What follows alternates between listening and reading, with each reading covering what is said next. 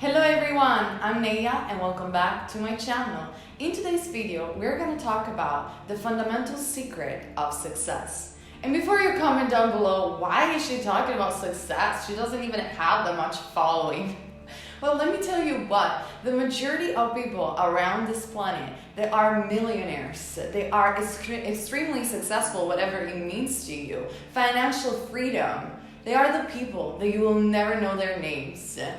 And I've been around quite a while. Since I was a child, I've been surrounded, believe it or not, by politics. I've been on the same table with famous musicians, celebrities, people that won Guinness Award, you name it, I've been there. And I've also been living in home shelters, in the middle of the street, talking with the people that have no financial freedom at all, addicts. If you know my story, you know a little bit of my background. So this doesn't come only from my experience, but from what I have observed during many, many years. I'm almost 30, so almost 30 years of observation, basically. And all the people that have success in their life, whether it is for relationship, for money, for a career, it doesn't matter how you define success and what it means to you. It could be even spiritual success. All of these people share one common trait, and it's how they are basically not afraid of failure. Exactly.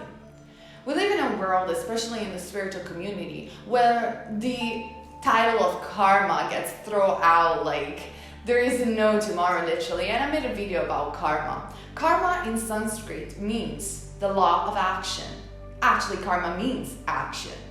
And what successful people understand is that they are writing their own destiny each and every day. They are writing their own karma. They have no other laws governing themselves apart from themselves, which could be pretty common sense, right? But then why a lot of us are still trapped in the matrix? Why a lot of us still cannot get away from what we don't like to do?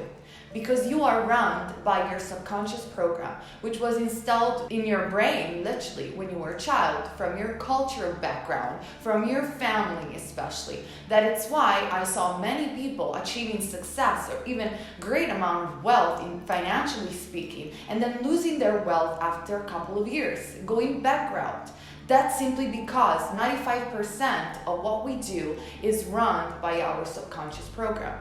The majority of these people that were losing wealth, it's because they thought success came outside of them.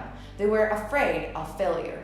Being afraid of failure means that you're paralyzed. You always think that you are not enough. Successful people learn through mistakes. Why they are not afraid of failure? From my observation and what I've noticed, successful people work for free. And you might think like, what? What are you on about? Listen, I've been with entrepreneurs, businessmen on the same table. I observed their thoughts and their mind process, and even people that achieved what many want, fame and success. All of these people, they weren't afraid to show their talents or whatever they were doing for free. They weren't afraid to invest. They didn't settle down for a safe life. They were playing unsafe the majority of the time, and that's because they knew that failure is only the lack of action. It's not taking action and not succeeding. All of these people reached at a certain point in their life, even multiple times, a plateau where things weren't going correctly or they weren't going their own way. They reached points where they were losing incredible amount of money, but the commitment and the lack of being in fear of failure pushed them forward. So these two fundamental traits are the secrets of success. How much you are committed to your own path and how much you're not afraid of failure.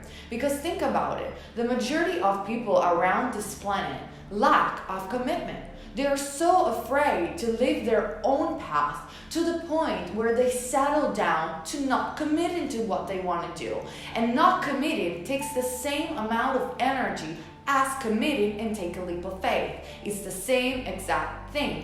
Or other times, perhaps, they commit for a short amount of time, and as soon as a big plateau, they hit a wall, they stop, they say, this is not meant to be, I'm going to do another thing, and the cycle keeps repeating. Now, this comes down to our subconscious mind, like I was saying before, because 5% of what you're doing daily is run by your conscious mind. So 95% of the time, you're basically asleep in the majority of the cases. You are run by your own beliefs, which, as I said in my previous video, are simply thoughts that were installed in your brain and that you keep repeating over and over and over again. What I've noticed is that successful people, when it comes down to buy something, do something, going abroad, finding their well-being, whatever it is that they want to do, they are solution-oriented. Rather, people that don't achieve great amount of well-being, wealth, success, however you want to play it out, it could even play out in relationship. It's because they tell themselves the same story. I cannot afford to do this. I will never do it. I'd rather stay here. I need to work. But I have been together with kids, playing out with kids of fashion designer. And when I'm talking about fashion designer, I mean like huge fashion designer in their industry. I've been around kids of entrepreneurs, and I saw the reaction of those kids to money when they were playing a stupid game, a very intelligent game like Monopoly. They weren't afraid of failure. And above that, when they didn't have the money to, buy the hotel or the house or real estate of any kind in Monopoly, they were solution-oriented. They were thinking, I cannot afford this, but how can I afford it? How can I make this thing come true? When your brain is put on a quest to find answers to question, your mind opens up and you stop having beliefs. You start having visions. Einstein used to say that imagination is so important. But I have another metaphor for you, another story. Think about King Solomon. King Solomon was one of the richest, wealthiest, and powerful person that walked this planet. He attained not only financial wealth, but power in terms of political power, power in terms of energies of the universe. He says that he tamed demons and angels. And when it comes to God, God is mesmerized by the power of King Solomon. And he says, what do you want from me? Do you want wealth, even more money? Do you want more power? Do you want more angels, demons, more women, more lust? What do you want from God? And Solomon says, I want none of this thing. All I want is knowledge. And God laughed at him and said, oh, you're very smart, Solomon, because you understood how to be like me. Exactly. Knowledge and creativity and vision creates the energy of Creator God. Because Creator source energy is a combination of powerful energy that comes from the summary of knowing itself through the expansion of this universe, which is the ultimate knowledge. And with the visions of creation, it creates everything that is and will be and everything that was. If you can attain a vision within your mind that is backed up with knowledge, you will achieve success. You will achieve whatever success that you want. Because think about it, even when we're talking about spiritual success, well, first of all, you can obtain well-being, money, finances, and also enlightenment. Or you can choose another path, and that's perfectly fine. I'm not going into the morality of what is right or wrong. You can choose without any ego to shut down all your faith and reaching higher state of enlightenment without releasing and transcending completely the body. It doesn't matter. But one thing all these masters share, and instead they understood human emotion. Why? Masters, as I always say, don't wish, but choose their lives.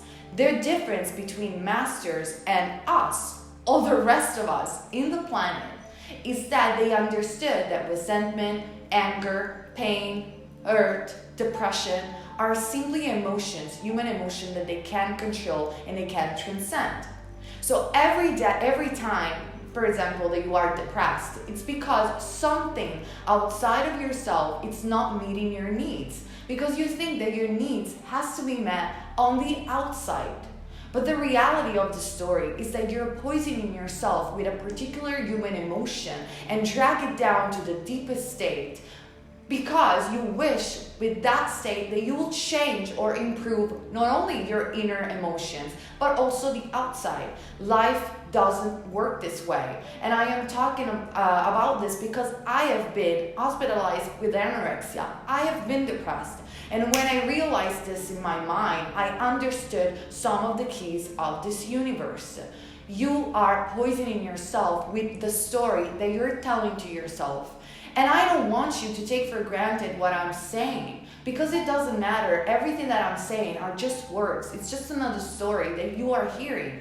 I want you guys to observe and have an experience. Go out and try to look how spiritual masters behave. Or perhaps if you're not interested in spirituality, go out and look how successful people behave and think. And then tell me if it's not what I'm saying. They're neither afraid of action, they're not afraid of failure, and they are committed to their own path. And whatever it comes, they don't poison themselves with human emotion that much. They allow emotion to be because it's obvious we have a body, but they reach mastery towards this emotion because the only thing that they're doing is having an inner revolution, which is solution-oriented. Every day, what story are you telling to yourself? And most of all, this life is truly a game. But the real question here, it's not why this is a game. The real question is, how are you playing the game? Are you playing the game to win, or are you playing the game not to lose? Have a nice day.